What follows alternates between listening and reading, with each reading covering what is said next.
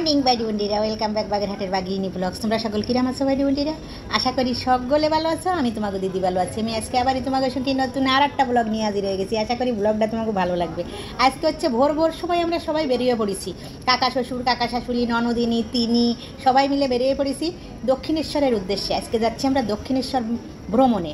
দক্ষিণেশ্বরের রানী রাসমণির যে তৈরি করা মা কালীর মায়ের মন্দির, সেই মন্দিরে যাব, তারপরে যাব আদ্যাপীঠ, তারপরে যাব বেলুড় মঠ। তিনটে জায়গায় আমরা একদিনই ভ্রমণ করে, কারণ পাশাপাশি সবই হচ্ছে দক্ষিণেশ্বর থানার মধ্যে, দক্ষিণেশ্বরের মধ্যে আর কি। আমরা মেট্রো রেল থেকে নামে স্কাই ওয়ার্কের ভিতর দিয়ে হাঁটতে চলে যাচ্ছি ওই পাশের প্রান্তে আর কি, ওপারে। এই দক্ষিণেশ্বর যে জায়গাটা অবস্থিত আর কি, দক্ষিণেশ্বর উত্তর 24 পরগনা জেলায় অবস্থিত। এটা হচ্ছে আমরা যে মায়ের মন্দিরে যাচ্ছি, মা কালীর মন্দিরে, এই যে আমরা মা কালীর মন্দিরের গেটে চলে আসছি। এই মা কালীর মন্দিরটা হচ্ছে বেলঘরিয়া থানার মধ্যে, এই হুগলি নদীর পূর্ব তীরে কলকাতার মেট্রোপলিটন উন্নয়ন কর্তৃপক্ষের অধীনের এলাকায়। আমরা হচ্ছে উত্তর 24 পরগনার মানে আর কি ওই শাখা নদী। এটা ঠিক গঙ্গা নদী না, এর পাশ থেকে যে নদীটা বয়ে গেছে সেটা হচ্ছে গঙ্গা নদীর একটা শাখা নদী। সেই এটারও গঙ্গা নদী, মানে এর পাশ থেকে একদম মায়ের মন্দিরের পাশ থেকে যে নদীটা গেছে ওই মন্দিরের নামও গঙ্গা নদী, কিন্তু ওটা হচ্ছে গঙ্গা একটা শাখা। তা এই মন্দিরে এসে আমি যে ভেতরের দিকটা তোমাকে ভালোভাবে দেখাবো, ভিতরে মোবাইল নেওয়া, ক্যামেরা নেওয়া, যে কোনো ধরনের ডিভাইস জমা দিয়ে তারপর ঢুকতে হয়। ওই জন্যই কোনো কিছুই তোমাকে অত ভালোভাবে আমি দেখাতে পারিনি। পূজা দিয়ে তারপর আমি চলে আসছি আদ্যাপীঠে। দক্ষিণেশ্বরের ওই মায়ের মন্দিরের থেকে পূজা দিয়ে আদ্যাপীঠে আসছি মাত্র 30 টাকা ভাড়া, মেট্রোতে আর কি। ওই মেট্রো তো না, ওই অটোতে 30 টাকা ভাড়া দিয়ে আদ্যাপীঠে চলে আসছি, একদম পাশাপাশি। এই আদ্যাপীঠে এখানে এসে আমরা দুপুরবেলার খাওয়া দাওয়া করবো, ঘুরবো ফেরবো বা রেস্ট নেবো, যা কিছু করবো এই জায়গায় সব কিছুই। যারা তীর্থযাত্রী আছে তারা সেই জায়গায় থাকে, মানে আর কি। এই যে আদ্যাপীঠের যে আশ্রমটা, এটা আসলে মন্দির না, এটারে আশ্রম বলা চলে। এখানে আলোচনা, ভালো মানে জ্ঞান দান করা, পাঠ দান করা, এগুলোর সাথে সাথে দূর দূরান্ত থেকে যারা আসেন, তীর্থযাত্রী আসেন বা অন্য যে কোনো ধরনের লোকজন, যে কোনো ধরনের বলতে আর কি, যে কোনো ধর্মের লোকজনই আসুক না কেন এই জায়গায় আসতে পারে, এসে বিশ্রাম নিতে পারে, খাবার খেতে পারে, সব কিছুর জন্যই হচ্ছে উন্মুক্ত এই আশ্রমটা। এই আশ্রমের নাম বা মন্দিরটার নাম যে আদ্যাপীঠ। আদ্যা এর অর্থ হচ্ছে আদিম বা মূল বা প্রথম। এই দেবী দুর্গার একটি রূপকে বোঝায়, যিনি আদ্যাশক্তি বা মহামায়া নামে পরিচিত। আর পীঠের অর্থ হচ্ছে আসন বা স্থান। ধর্মীয় প্রেক্ষাপটে এটি দেবীর পবিত্র স্থানকে বোঝায়, যেমন শক্তিপীঠ। আদ্যাপীঠ শব্দটির আদ্যা এবং পীঠ এই দুটি অংশের সমন্বয়ে গঠিত, যার অর্থ দেবীর আদ্যার মূল বা প্রথম পীঠ স্থান, আদিম বা প্রথম পীঠ স্থান, যা মূলত দক্ষিণেশ্বরের কাছে একটি বিখ্যাত কালী মন্দির। এখানে দেবী কালীকে আদ্যাশক্তি বা মহামায়া রূপে পূজা করা হয়। এই মন্দিরটি রামকৃষ্ণ পরমহংসদেবের শিষ্য অন্নদাচরণ ভট্টাচার্যের হাত ধরেই প্রতিষ্ঠিত হয়েছিল। এই মন্দিরটি তিনি 1921 সালে প্রতিষ্ঠাতা করেন। আমরা এখন চলে আসছি খাবারের ভবনে, যে ভবনে আর কি সেবা দেয়, সব ভক্তরা এসে সেবা করেন। সকাল 12টার পর থেকে 11টা-12টার পর থেকে আর কি শুরু হয় এখানে সেবা দান করা, আর বেলা 2-3টে পর্যন্ত চলে। এই যে সেবা দান করার সাইডটা মানে ভবনটা ওই পাশে, সেই ভবনটার জন্য এ জায়গায় আর কি খাওয়ার জন্য কুপন কাটতে চলে আসছি আমরা। 80 টাকার কুপন কাটতে হবে। 80 টাকার কুপন কেটে নিয়ে একজন লোকে আর কি 80 টাকা দিয়ে একটা করে টিকিট নিতে হবে। 80 টাকার কুপনে আমরা যতটা পরিমাণ, যে যতদূর খাওয়ার, তারা কি যে যতদূর খাতে পারে খাবার, সে ততটাই খাবে, কিন্তু টাকা ওই 80 টাকাই। বাংলাদেশ থেকে অনেক তীর্থযাত্রীরা আসেন এদিক সেদিক, যেমন ওই মায়ের মন্দিরে ঘুরে দক্ষিণেশ্বর, তারপরে নানান জায়গায় অন্য আরও 2-1 জায়গায় যেদিক যাবেন আশেপাশে ঘুরে টুরে এই আদ্যাপীঠে এসে সেবা করেন। আবার আদ্যাপীঠ ছাড়া আর একটা ওই সেখানেও আমরা যাব, বেলুড় মঠ। সেখানেও খাবার ব্যবস্থা আছে, সেখানেও ভক্তরা গিয়ে বেলুড় মঠে গিয়েও খাওয়ার জন্য কুপন কেটে, সে জায়গাও কুপন কেটে খেতে হবে। নির্ধারিত কুপন মানে যে টাকা আছে সেই টাকা দিয়ে, কিন্তু খাওয়া হচ্ছে প্রচুর, যে যেমন যতটা দরকার ততটা খাবে। এ জায়গায় নানান রকম চারিদিকে ভবন। সব ভবনের নাম আমার জানা নেই, আবার সব ভবন যে কোনটায় এখন কী কার্যকরিতা, মানে কি হয় কোন ভবনে, সেগুলো আমার ঠিক অত ভালোভাবে জানা নেই। আমি সময় খুব কম, অন্য আরেক জায়গায় যাব বেলুড় মঠে, সেই জন্যে আর কি তাড়াতাড়ি করে আমি এই জায়গাটা ঘুরে খাবারের দিকটা চলে যাচ্ছি। সুন্দর করে একটা জায়গা সুন্দর করে ঘুরে এবং সুন্দর করে জানাশোনার জন্যে একবারে 3 জায়গায় ঘুরলে চলে না, একবারে এক জায়গার জন্যেই সময় নিয়ে আসতে হয়। তা আমি ওই একদিনই নির্ধারণ করেছি 3 জায়গায় ঘুরবো।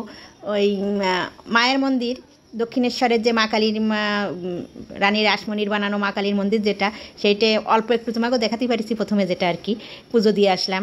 ওইখানে তো একেবারেই ক্যামেরা নেওয়া, মোবাইল নিয়ে বারণজন নিয়ে একেবারেই কোনো ছবি বা ভিডিও টিডিও করি নেই, তোমাকেও দেখাতে পারি নেই।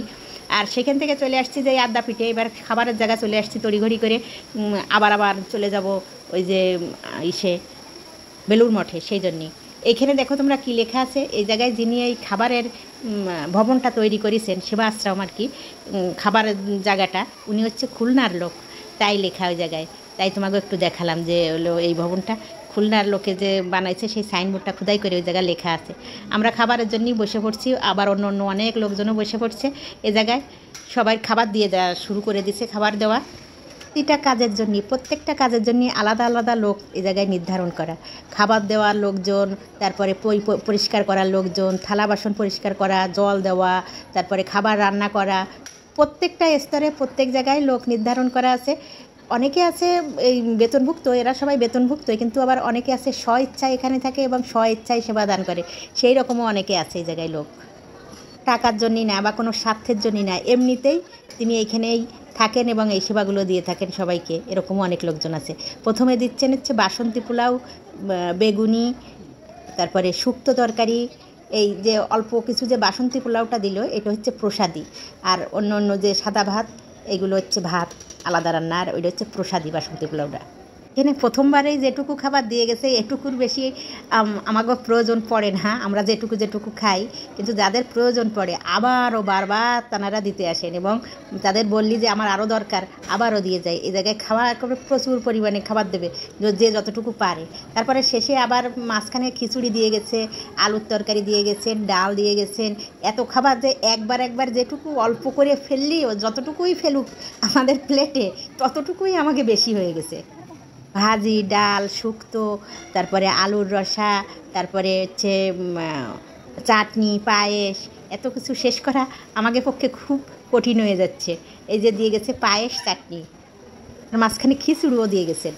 তা আমরা শেষ করে বাইরে আসতে আসতে দেখতেছি প্রচণ্ডভাবে বৃষ্টি পড়ে গেছে, ঝুপঝুপ করে বৃষ্টি পড়তেছে, মানে এত বৃষ্টি পড়ছে মনে একেবারে ভাষায় নিয়ে যাচ্ছে সব কিছু। প্রচণ্ডভাবে বৃষ্টি পড়ে গেছে, আটকে গেছি।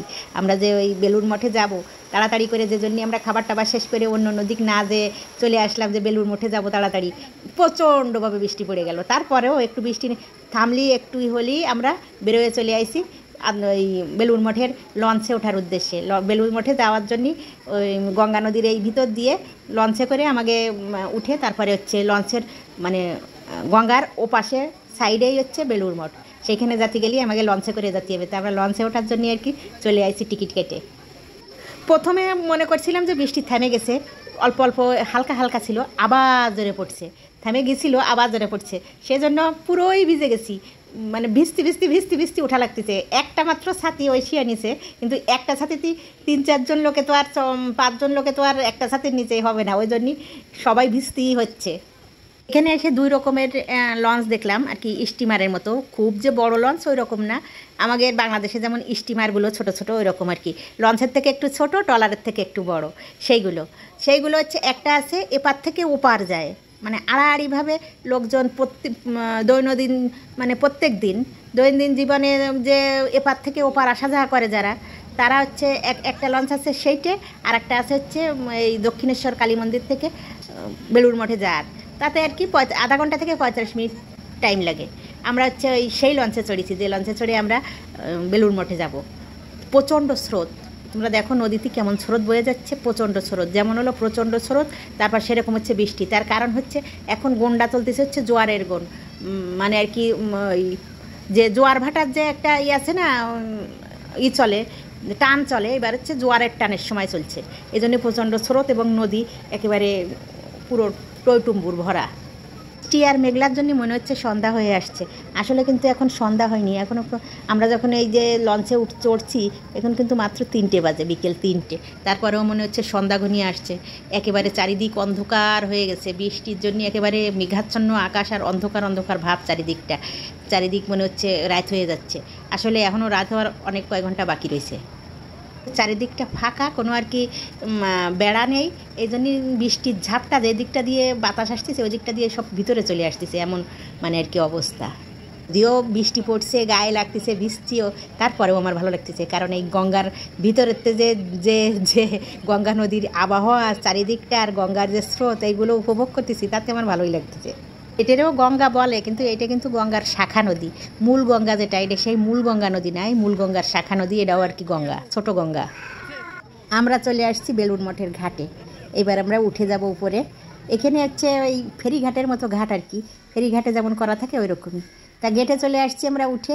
এই গেটে এসে যে লোকেশান দেওয়া আছে বা নাম দেওয়া আছে, ভবনের কোন দিক কোনটায় অ্যারো দেওয়া আছে, এই মূল গেটে আর কি, যেখানে আমরা আসছি। যে যে ভবনে যেতে চায় বা যে যে দিকটা আগে ঘোরার জন্য নির্ধারণ করতে চায়, সবগুলো এখানে সব দিয়ে দেওয়া আছে, অ্যারো দিয়ে কোন দিক কোনটা কোন জিনিস লিখে লিখে আর কি। প্রথমে ভাবছি যে চারিদিকে বৃষ্টি পড়ছে, মেঘাচ্ছন্ন আকাশ বা ওয়েদার ভালো না জন্যে হয়তো লোকজন নেই বা লোকজন কম, আসলেই লোকজন কম, দু একজন আছে, যে আমি একটু ফাঁকে ভিডিও করা শুরু করছি আর কি। যদিও এখানেও লেখা আছে এবং সবখানে চারিদিক সিসি ক্যামেরা দেওয়া আছে। এই একটা এনে নতুন ধরনের একটা গাছ দেখতেছি, যে গাছটা আমি প্রথমবার দেখছি। গাছটা অনেক বড় এবং মোটা, কিন্তু ছোট ছোট ছোট ছোট এই জায়গাতে ডুমুরির মতো ফল পাইকে আছে গাছে। খাওয়া যায় নাকি জানি না, নামও জানি না। একদম দেখতে ডুমুর যেমন, আমাদের জব ডুমুর যেমন, ওরকম জব ডুমুরির মতো ছোট ছোট ফল, কিন্তু গাছটা প্রকাণ্ড বিশাল একটা গাছ। কী গাছ জানি না, আর এই ফলের নামও জানি না। অবশ্য অস্ট্রেলিয়া গিয়ে একটা আমি অচেনা ফল খেয়ে দেখেছি, কিন্তু এটা আর খেয়ে দেখার সাহস করছি না, কি বিষাক্ত। উনি একজন চলে আসতেছেন ছাতা মুড়ি দিয়ে, এই জায়গার পক্ষের লোকজন। আবার এই জায়গায় সংস্কারের কাজ হচ্ছে মূল ভবনের পাশে।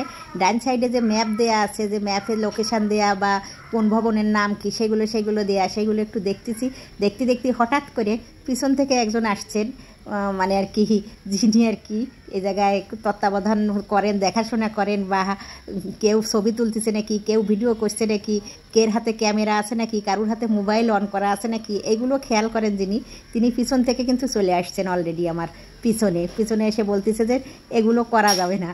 তা আর কী করবো, আমি শুধু এই ম্যাপটু ভিডিও করতে হঠাৎ করে তিনি এসে বারণ করে দিলেন। আমি আর ভিডিও করা বন্ধ করে দিলাম। মনে মনে ভাবছিলাম তোমাকে চারিদিকটা, এই পুরো বেলুড় মঠের অঙ্গনটা, যতটা ভবন আছে আর যা কিছু আছে সুন্দর করে দেখাবো, সেটা শুধু এই ম্যাপেই দেখাতে পারতেছি, কিন্তু ম্যাপ ছাড়া চারিদিকটা আমি সশরীরই দেখাতে পারবো না, কারণ এই জায়গার নিষেধ আছে। এ জায়গায় কোনো কিছু দেখতে হলে আসে দেখতে হবে, মানে ওইভাবে যে আমি তোমাকে যে সবগুলো চারিদিকটা সুন্দর করে দেখাবো, সেটা আর হচ্ছে না। এটুকু করছি, এটুকু ওনার চোখের আড়াল দিয়ে একটু সামান্য একটু করতে শুরু করছিলাম, সেই সময় উনি এসে আর কি বাধা দিলেন, আর করা হলো না। এটা হচ্ছে মূল ভবন, মাঝখানের মূল ভবনটা, যেখানে আর কি পূজা করা হয় বেলুড় মঠের। এই বেলুড় মঠের প্রতিষ্ঠাতা হচ্ছেন স্বামী বিবেকানন্দ। তিনি রামকৃষ্ণ পরমহংস দেবের একজন প্রধান শিষ্য ছিলেন। 1897 সালের 1 মে প্রতিষ্ঠিত হয়েছিল। তা আজকের ব্লগ এই পর্যন্ত। ভাই বোনেরা, তোমরা সকলে ভালো থাকো, সুস্থ থাকো, সকল ভালো রাখো।